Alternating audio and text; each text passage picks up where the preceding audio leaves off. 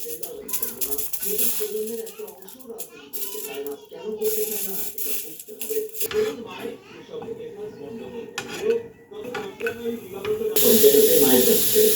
এই ভিডিওতে আপনারা দেখতে পাচ্ছেন চীনের ভারতীয় আইন কিভাবে সংঘাতে। তারপর আমি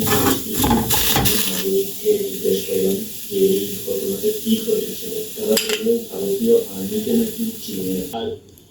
কোনো কথা আর তিনজনের তো কাছাকাছি দেখা কিন্তু মানে তুই দিকে করে বসেছে প্রণাম না এটা কথা বলে না দিকে করে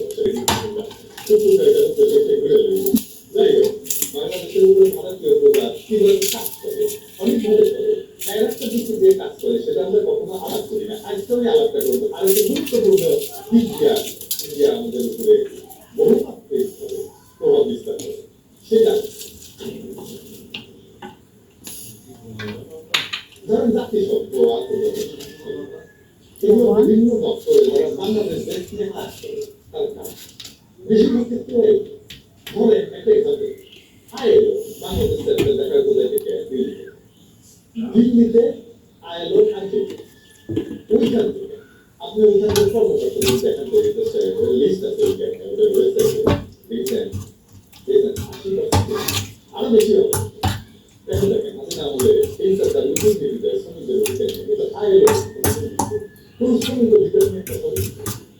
এই যে এত শ্রমিক মারা গেল